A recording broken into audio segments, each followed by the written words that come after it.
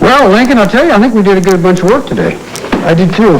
And tomorrow, I'll start doing some research on those satellite companies like you suggested. Good, because I think we're going to figure out how to make them work more efficiently. Yeah. For some reason, when you explain things to me, it sinks in a lot better than when Lee or Emily go over the same material. That might be because I'm a whole lot less distracting than two gorgeous women. I suppose there could be some truth to that, yeah. Cal, I just want to say, thanks for the pep talk you gave me the other night when I was thinking about quitting. Oh, hell, you can put that behind you. Just had a touch of cold feet. Happens to the best of us. Let me ask you something. Have you ever had the feeling that everything you've been avoiding all your life is suddenly closing in on you all at once and all you want to do is just run?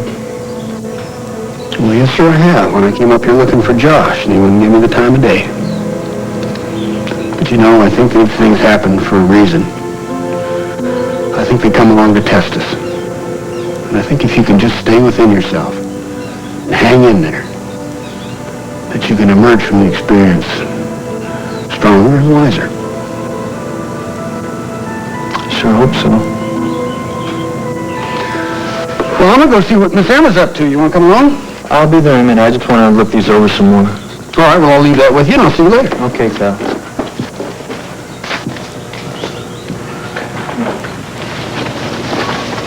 Julie, don't go. Running's not going to change anything. I'm just learning to accept that. And I think maybe it's time you did too. Kim, I really don't think there's anything for us to talk about. Well, I disagree with you. When you and I ran into each other at Lila's this morning, I began to realize how totally impossible this whole situation has become. I mean, it's gotten to the point I feel I either have to avoid some of my oldest and dearest friends, or the situation is so awkward and uncomfortable, I end up making excuses and running out as if I were the one who should be embarrassed. Look, I'm sorry you feel that way, but I seriously doubt that you are sorry for anything that you've done, including sleeping with my husband. Now, this is an untenable situation, and we have got to start sorting it out, starting right here, right now. Margot, what are you doing here? I never needed a reason before to come visit my mama's house. I just meant it's not a very good time. Well, when will it be a good time? Look, we're all tiptoeing around each other here, and the distance is getting harder and harder to bridge. Can't you see that, Mama? Yes, I can see that.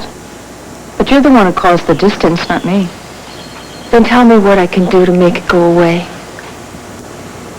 I think you know. I want you to tell me that you think it's wrong, that you took it upon yourself to end Casey's life. Call your next witness, Mr. Gifford. We call Mrs. Howard Greenhill.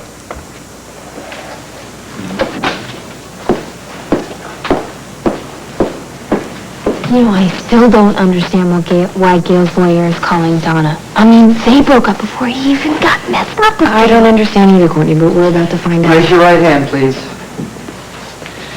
You swear to tell the truth, the whole truth, and nothing but the truth, so help you God? I do.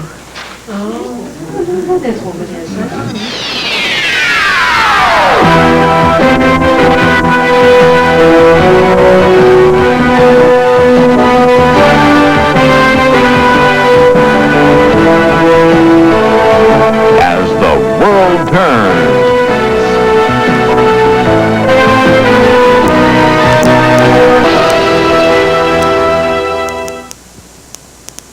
Your Honor, defense requests a conference at the bench. All right, step up.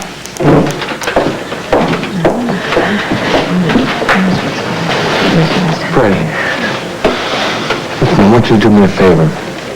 I want you to take Courtney and walk out of this courtroom right now. I don't want you to ask any questions. Just trust me. Please, just do what I say. John, what is this about? Order! Guess what's going on? I tried something. I don't know if it'll work. I've just been informed of the nature of the testimony Mr. Gifford wishes to extract from this witness due to the fact that it's highly personal in nature and could be detrimental to the witness should it become public knowledge I have decided to close the courtroom for Mrs. Greenhill's testimony. The defendant, the plaintiff, and their counsel may remain. All others, please, exit the courtroom now.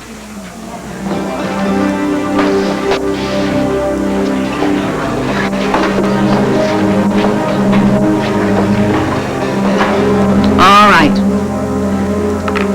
The court is sealed, and we can resume. Mr. Gifford, go ahead. Mrs. Greenhill, do you know the defendant, Sean Baxter? Yes, I do. Would you please tell us the nature of your relationship with Mr. Baxter and why you ended that relationship? Mama, you raised me to be honest. I can't say what you need to hear. I'm sorry. I'm sorry that I've hurt you. I'm sorry that there's this distance between us, but I'm not sorry that I did what I did because it's what Casey wanted. It wasn't your decision to make. No, it wasn't my decision. It was Casey's decision. I just carried out his wishes. How can you think it's that simple, Margot? No, because Casey gave Tom and me power of attorney. He had Greg Hadley draw up a living will. Now, had it been executed, had it been written out, we would have signed it. It would have been the same outcome, wouldn't it? He just wanted to spare you the responsibility of having to remove him from life support. That's my whole point. It was my responsibility and not yours. No, I don't think that is your point. I think your point is what you're having such difficulty accepting is that Casey, when he knew it was nearing the end, he turned to me for help instead of you. Margot, let it be. No, Tom. Let's have it out, okay? Let's have it all out. You know, before you got here, Tom was saying that you let Corey Wallace question you without Jessica being there after he told you how damaging that could be. Now, what is it with you? Huh? Why do you think that you know better than anybody else how to handle every single situation? Why can't you stop for 2 seconds to consider other people's feelings? I do. I have. Oh, really? Did you stop and consider if Corey Wallace does get enough evidence to convene a grand jury, I'm going to have to testify. And like you, I'm going to have to be honest. I have to go before a grand jury and tell them that I cannot condone what you did. Did you stop to think how I'm going to feel? To know that my testimony might indict my own daughter for murder? And what about Tom? What about his feelings? You know, that he was sitting here worried to death about you and about the baby that you're carrying. When are you going to stop being so selfish, Margot? I'm sorry, Tom. I didn't mean to get into all of this. I know how badly you feel already.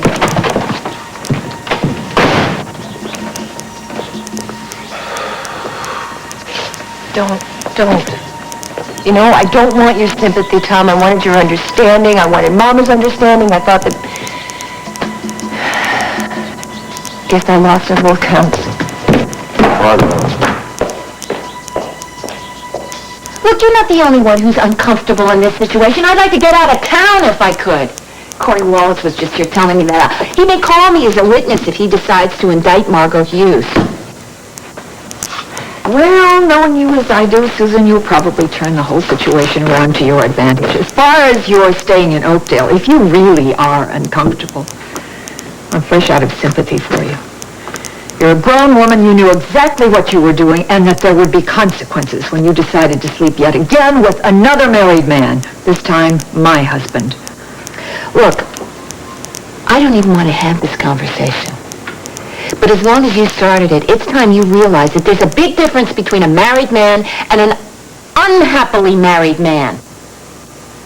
Now, what happened between Bob and me would have never happened if he'd been able to get what he needed from you, which he wasn't, which isn't my fault. I didn't say that it was. What I do say is you took advantage of the situation. You knew perfectly well that he was worried about you and your dependency on those pills, and you used that as bait. You knew that he would follow you up to Foxwood Lodge. No, you're wrong. Oh, the hell I didn't tell anybody where I was going. Even Emily didn't know.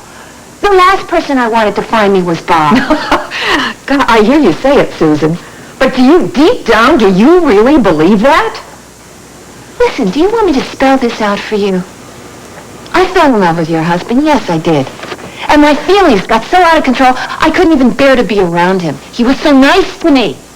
And I knew it was hopeless. That's that I didn't tell him where I was, but he tracked me down. So I decided I would tell him how I felt. Maybe it would drive him away, make him run. What are you talking about? You thought telling Bob you loved him is going to make him run? Yes, yes, I guess I didn't realize how much he was hurting, how much he needed to be loved and appreciated. Did you know how unhappy he was? Did you even care? Or were you so wrapped up in lies? Listen, the truth hurts, doesn't it? I think being married to a saint was beginning to wear a little thin for Bob. I think what he needed was a woman who appreciated him as a man. Hello, David.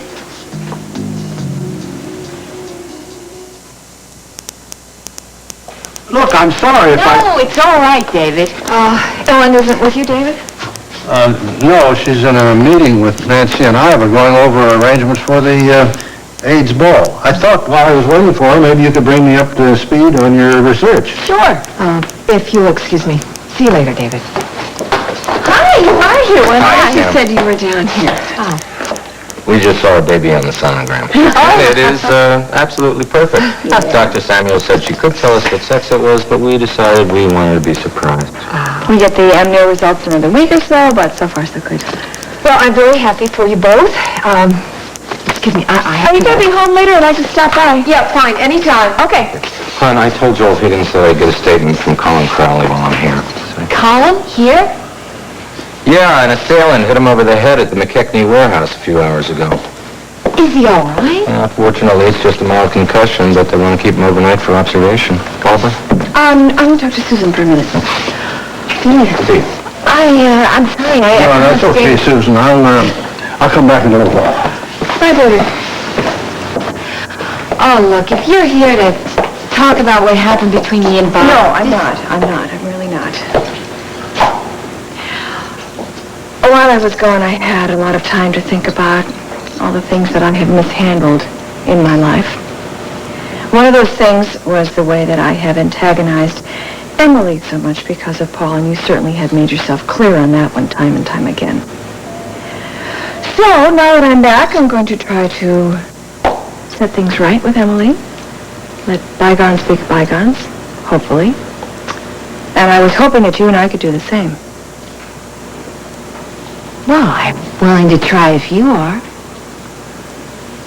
It's funny. I felt that, knowing how close you are to Kim and Bob, that you were here to call me a tramp. Susan, homemaker. I'm not very happy about what happened, but things do happen in life.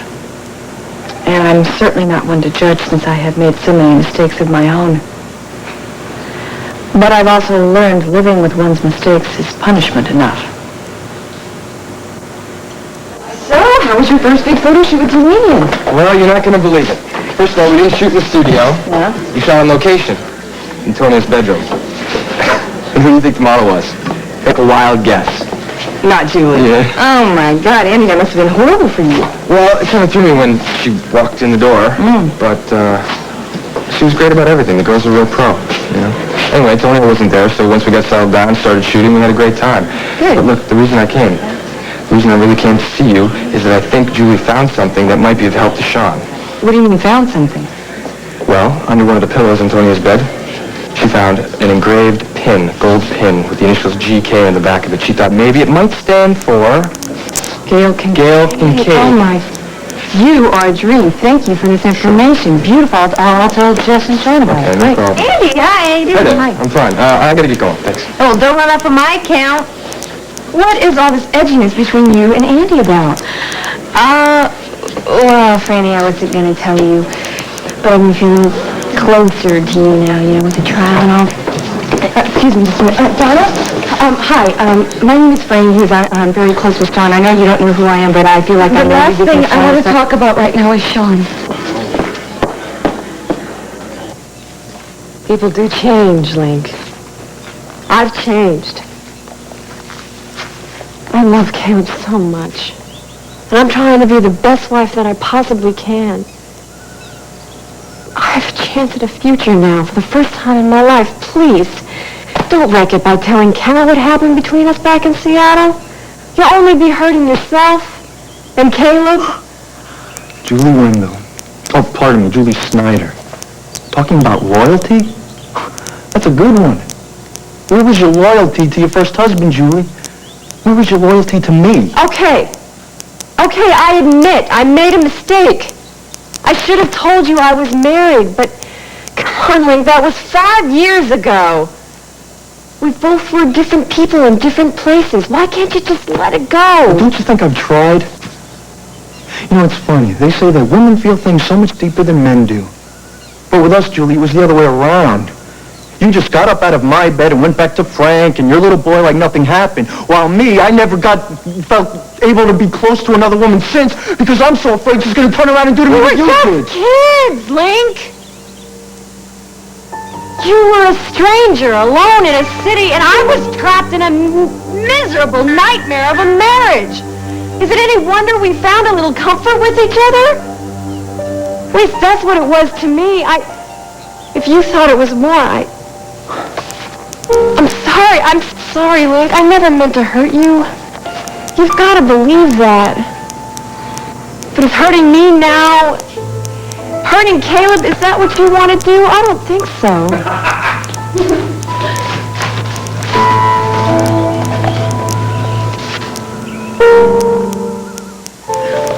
Oh, hi, guys.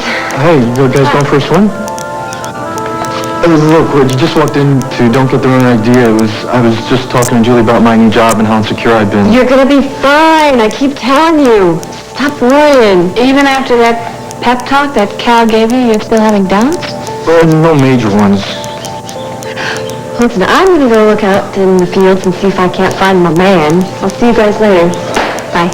Bye. Bye-bye. Lily, can you do me a favor and not say anything to Cal about this, okay? Because I don't want him to think that his talk didn't help. Okay, I won't say anything. Good. Well, whenever you're ready to work, I'm ready. Well, actually, Holden and I are going to go for a quick swim in about a half an hour. Ready? Okay, great. I'll meet you up at Cal's then. Okay. Bye-bye. Was this my imagination, or did Link and Julie seem a little too close for comfort? Yeah? I'm often nervous about it, too. I don't know. I've never seen Caleb as happy as he is with Julie. I sure hope it's our imagination. Yeah, well, I don't know. I mean, given Julie's past. You knew Tonio? Caleb told me about it. God, I thought Tonio was just a rumor. No, I'm talking about when she moved to Oakdale. Actually, Really? Hey, Holden. Shannon just called for you. She wanted you to know that Colin Crowley was in Duncan McKechnie's warehouse and he was hit in the head by some unknown assailant and they put him in the hospital. What? Is he okay? Well, she didn't say, but she knew that since you were so close to him that you would want to be informed. Hey, did you get that amniocentesis done? I only won't have the results for another week, but I did see the baby on a sonogram. It was such a rush, and it is totally gorgeous. Well, what do you expect from two totally gorgeous parents? So did That's Dr. the point. Samuels tell you, is it a girl, is it a boy? Barbara and I want to be surprised. She did tell us that it would definitely be one or the other. How was your day? Not so terrific. I went ahead and talked with Wallace because he was out Chelsea because she was unavailable. Tom walked in. He threw a fit. Then I went over to Mama's. Neither she nor Tom is ever going to understand what I did for Casey. Ever. I'm sorry, Margot. I know that really has to hurt. You know, I never for a second didn't understand why you did it. Well, I think that's because you understand a part of me that neither one of them does. Maybe that's true.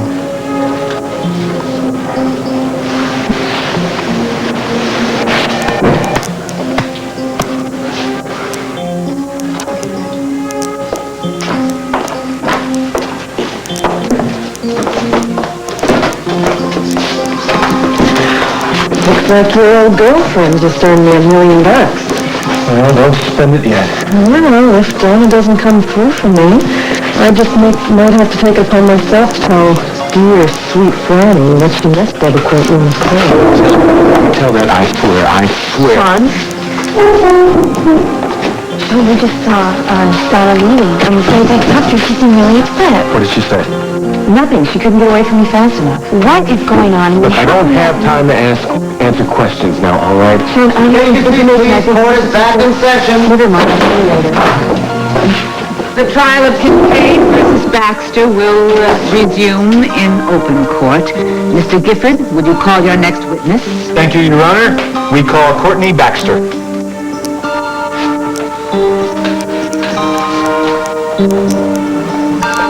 Raise your right hand, please. Do you swear to tell the truth, the whole truth, and nothing but the truth, so help you God?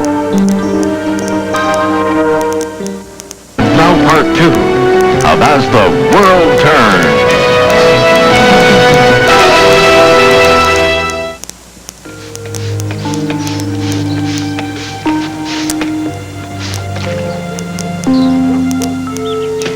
I guess being married to a saint for 5 years was starting to wear thin for Bob. What he really needed was a woman who appreciated him as a man. Jim? Hi. Hi. You okay? Honestly? No. Things got pretty nasty with Susan today. I don't even know why I wasted my time trying to talk to her. I wish I could do something to help you. Well, as a matter of fact, you can. Really? You can be grateful for the wonderful husband and son that you have who love you as much as they do, and for that little baby you're carrying. And you can also promise that you will never do anything as foolish as you did when you ran away. I won't. You can count on that. Good. I realize you're in a lot of pain right now. I hope you can work past this hurt. Kim, Bob regrets what he did. He will never be unfaithful to you again. I wish I could be as sure about that as you are. I just feel like some of the trust is gone. Mom! Hi. I can't stay far. A friend of mine's going to drive me over to Snyder's. I stopped by the courthouse to see Franny. The trial is not going well for Sean. But Jessica's taking over tomorrow, so maybe things will turn around. But I have something that might help his case. Now, when I was doing the Mary Elizabeth shoot this morning, Just a minute. I want to hear it. Well, I'm looking to see him. Hello? He's a photographer. Oh, Giving his copies. hi, Bob. How long did you live in the apartment your brother shared with Miss Kincaid? Almost a year. And during that time, were you aware that your brother and Miss Kincaid shared the same bedroom? Yeah, well, it would be pretty difficult not to be aware of it. I mean, there are only 2 bedrooms and I had one of them. Order! Miss Baxter, answer the questions with a simple yes or no. Okay, I'm sorry. But it was a pretty stupid question to begin with, don't you think? It's okay. After Donna's testimony, we can use a little levity right now. During this time you were living with your brother and Miss Kincaid, did you ever hear your brother talk about marriage to No. Miss Kincaid? Never. Sean never mentioned marrying Gail. He didn't even love her. Your Honor. Strike the witness's last comment from the record. Miss Baxter, please. Just give direct answers to the questions that are asked and refrain from any further comments. Okay, Your Honor, I'm sorry, but it's the truth. Sean never loved Gail. Ms. Baxter, do you really think that your brother would live with the woman for over 2 years if he didn't love her? Objection, Your Honor. Calls for conclusion on the part of the witness. Sustained. Why did your brother move you out of the apartment and send you off to private school in Massachusetts? Because he and Gail were fighting all the time and he didn't want me in the middle of it. Your Honor, may I have a moment to consult with my client? Yes, Mr. Gifford, go ahead.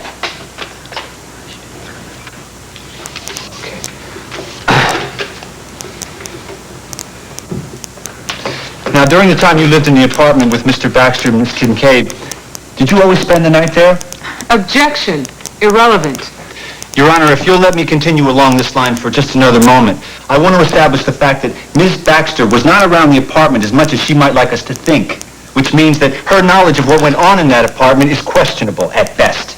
Mr. Gifford, you called this witness. You should have been prepared to trust her testimony. Yes, Your Honor, and I apologize to the court. But I still want the witness to answer this particular question. Your Honor, I still object to this line of questioning as irrelevant. And Miss Griffin, I'm going to overrule your objection for the time being and give Mr. Gifford a bit of leeway here. Miss Baxter, would you please answer the question? Did you always spend the night at the apartment? A simple yes or no, please. Did you sleep in the apartment when you were living there? No, always. In fact, isn't it true that as many as 3 or 4 times a week at night you would leave the apartment after your brother and Miss Kincaid had retired and not return until early the next morning? Miss Baxter, is that true? Yes or no? Yes, that's true. No further questions.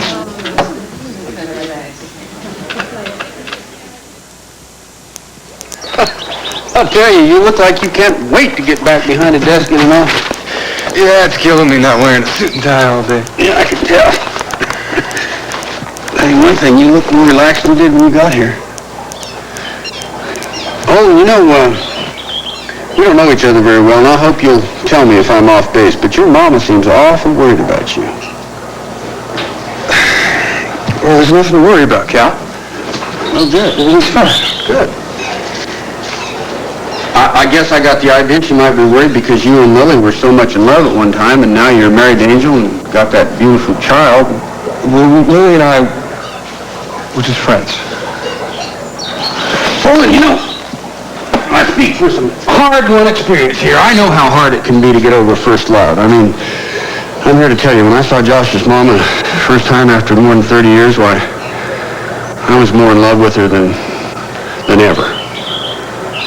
And I also know that there are some things that can be tough to discuss with your mother, even if your mother's as wonderful and understanding as Emma is. So I just want you to know that if you've got anything you want to talk about, I'm a good listener. Thanks, Cal. All right. Hey, we got some mermaids. Hey, hello, ladies. Find out about Colin? Yeah, I called the hospital, and they said that he had a mild concussion, and they're going to keep him overnight in the hospital for observation, but he's okay. Good. You didn't happen to see what Emma was up to when you left the house, did you? Oh, yes, I did. She was up there putting new screening on the porch. What? Yes! She promised to let me do that. Dadgone, I'm going to give that woman a piece of my mind. She's entirely too independent. I wanted to mention something to you guys. I don't know what you thought you saw when I was standing here with Link, but it's just like we said. He was feeling insecure about his job, so I thought I'd give him a little pep talk and make him feel better. I'd appreciate if you didn't say anything to Caleb about it, because there's a lot of friction between him and Link, and it probably only aggravate things. Yeah. Hello. Hi, Andy. Oh, hi, guys. Hi, Andy. Hey, Andy. I bet you hear about that gold pen. Yeah. I didn't know Julie and Andy were friends. Oh, yeah, they are. That's another part of her past I was going to tell you about. So I have that note in Tonio's handwriting with Gail's New York address and phone, and the gold pin all in my jewelry box at home. You know, wouldn't it be fabulous if we could make Tonio and Gail's life just miserable in one fell swoop? I would love that. It's great seeing you this way again, Julie. I'll tell you. Huh? That wicked glint in your eye. I'm telling you, it's just the way you were when we first met last summer, getting to know each other. Well, this is the same old Andy. I remember from last summer, too. Clear-eyed and strong. Ready to take on the world. The same guy I fell in. All right, Julie. I mean, I wouldn't trade the time we spent together for anything in the world. I'm glad Caleb's making you happy. I mean, I'm glad now that I can see it. I'm sober. But I'm really happy that we can still be friends. Me too.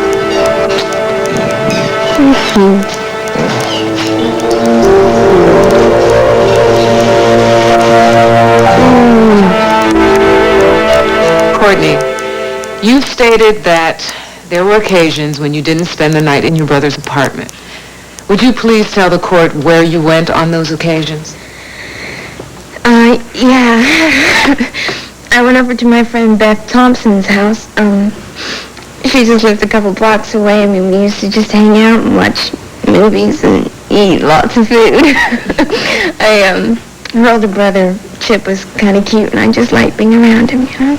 But nothing happened. It was all very instant. Then why didn't you tell your brother you were leaving the apartment? Because he's always been very protective of me, very strict. And, well, I hadn't turned 16 yet. I still had a curfew, and I knew he wouldn't go along with it. I see. Well, thank you for clearing that up for us. Now, let's get back to your brother's relationship with Miss Kincaid. Did he ever talk about it with you, specifically about where the relationship was headed? Only once. When he was driving me up to school to start school at Hartley. I was really upset about leaving him. But I wasn't upset about leaving Gail. And I asked him why he didn't break it off with her. I mean, it was obvious he didn't love her. All he did was fight with her. He didn't love her like he did Donna, or like he does for Annie Hughes now. And what was your brother's answer, Courtney? He told me he wished that he'd never gotten involved with Gail. That he was sorry that she'd ever moved in with him, that it was a destructive, unhealthy relationship, and it was going nowhere. Thank you, Courtney. No further questions, Your Honor. Miss Baxter, you may step down.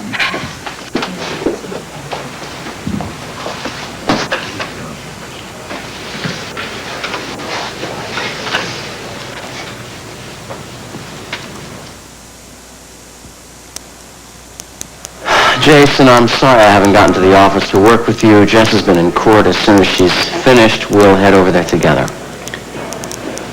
No, actually, Margot talked to Corey Wallace without Jessica there. Yeah. Okay, I'll, see you in about an hour. Bye-bye. I gotta head over to the courtroom. I'll see you. What, don't I get a kiss goodbye? Sure. Oh, man, what do I have to do, Tom? Do I have to cry uncle? Do I have to beg for mercy here? What do I have to do to get you back on my side? I am always and have always been on your side. You're the one that walked away from me. I know. I was just trying to hold you. Honey, you hold me out of a sense of obligation, not because you feel any sort of warmth towards me anymore. I don't want it soon. I want it yesterday. I believe there's still nothing back from the lab in those prints from the Beckman warehouse. Barbara happened to call while I was out wasting my time. No messages at all. Just that envelope there from Mac.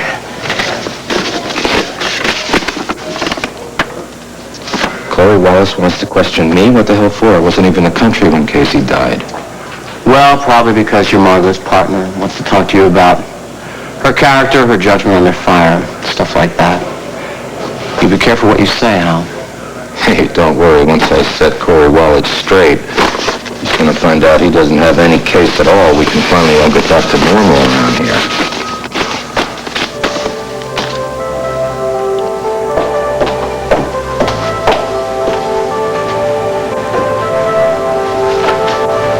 Oh, hi, Lila. Hi, Gary. I was thinking about Casey. The guys at the VA hospital were talking about him last night. About the investigation that's going on and the right to die issue. Things got a little heated before it was over. Really? Yeah, but we were kind of divided right down the middle. But it was good to see the guys get so involved and expressing themselves.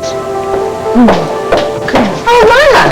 I didn't know you. Are you on duty today? No, I start tomorrow. I just came in to talk to Mrs. Atwt about my schedule. And also, I wanted to let you know, I talked to Lucinda about Casey's voice-activated computer, and I suggested that she donate it to the VA hospital. I know the guys down there wouldn't have anything else to train on otherwise, so... She said, if you didn't have any objections, it would be fine with her. No, you go ahead. I think that's a terrific idea. That goes for me, too. Good. And Gary, Casey's motorized wheelchair is practically new. I know he'd want you to have it. Oh, thanks, Lana, but I really don't need it. But I do know a vet at the VA hospital who could really use it. Well, then it's his. Well, why don't we go down to the cafeteria, have a cup of coffee, we can talk about my bringing it over, huh? Sure, okay, but I buy the coffee. Okay. Goodbye. See you later, you guys. See you later, Sue. Oh, Casey. You just keep giving and giving to people, don't you? Susan! I'm sorry, I lost track of the time. You still feel like showing me where you are in research? Oh, sure. As a matter of fact, I stumbled across something yesterday that I know you'll be particularly interested in. Susan, I've always admired your abilities as a researcher, physician, too. We've always worked well together. David, you're so full of compliments today. If you were still on staff, I'd think I was about to get axed. Oh, I guess what I want you to know is that I don't mean anything critical when I ask you what is going on between you and Kim.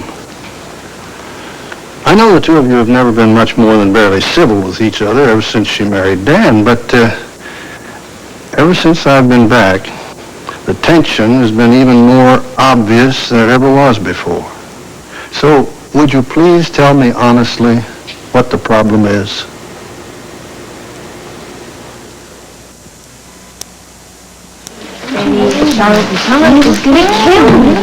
Don't worry about it. I take it court's been adjourned for the day? Yeah, Gail's lawyer just finished a couple of minutes ago, and tomorrow Jess starts her defense, so... So, how's it going so far? I wish I knew. The minute that they called Sean's girlfriend onto the stand, the judge closed the courtroom. Something about her testimony being personal in nature and could be damaging or something. I don't know. We have no comment at this time. There's no problem. Hello, Tom. Hi, Sean. Well, we've got some things to talk about, don't we? Yeah, I think we all have some things to talk about, so why don't we all go over to your apartment later on? I'm not going to have time, all right? I've got to go catch up with Donna. I will meet you at Ellen.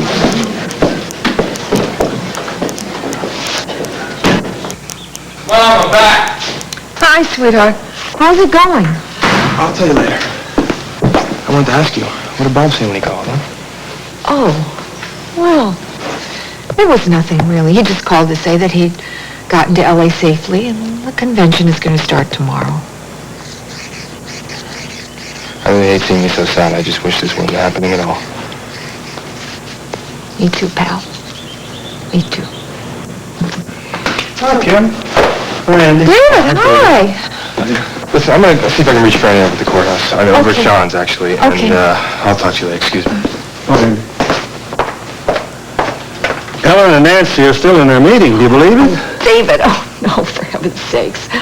It's such a busy time for Ellen. It must be so hard because I'm sure she wants to spend time with you now that you're home. Come on, I'll give you a glass of lemonade, all right? Pull up a chair. Yeah, thanks. Sit That'd be down. nice. Kim, I'm worried about you. You're just not acting like yourself. Now, David, I always... Please, just let me finish. I know Bob would want me to look after you while he's away, just as he always looks after Ellen for me. Now, I know there's some sort of problem between you and Susan. While I was at the hospital, she admitted as much. What did she say? That there is a problem. But if I wanted to know the reason, I'd have to ask you. So, I'm asking. But only if I can help. Pal, I'm going home. Paul just called me, said that Barbara kicked him and Emily out of the loft because she wants to work late tonight. Hi, hon, it's me. Listen, I just heard a rumor that you want to work late tonight. Barbara, pregnant women don't work late. Pregnant women take care of themselves, come home to their husbands. I promise it'll just be a couple more hours. I will be home by dinner. Can I have that in writing? What, my promise isn't good enough for you anymore? All right, when you put it that way. I love you too. I will. Bye.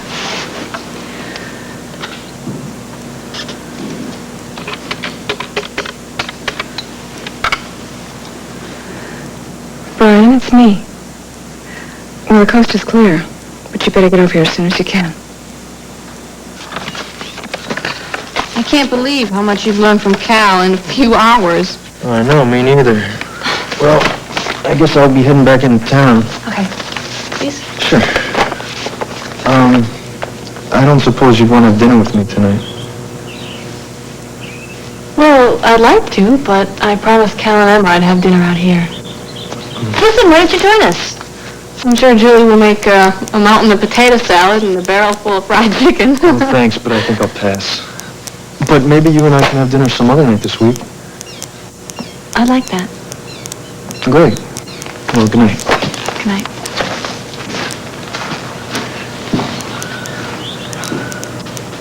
All through working for the day? Yeah. What are you doing here all dressed up? I have to go to Chicago to see Henry Lang. Tonight? Just like that? It's time. What do you mean it's time? Well, I've neglected some things. It's time to take care of them. You were right when you said it's easy to lose track of the real world out here. Neither of us can really afford to do that. How long will you be in Chicago, Holden? I mean, you're coming back, right? Soon. Promise. Holden. You haven't even said goodbye.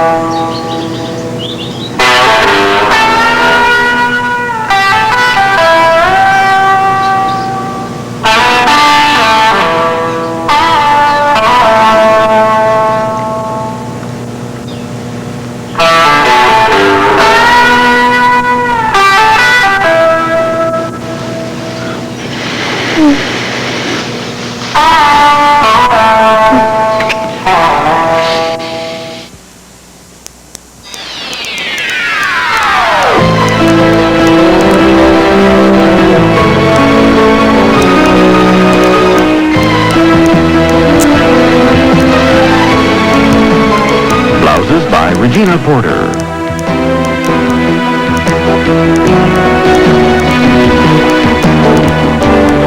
Join us tomorrow for As the World Turns.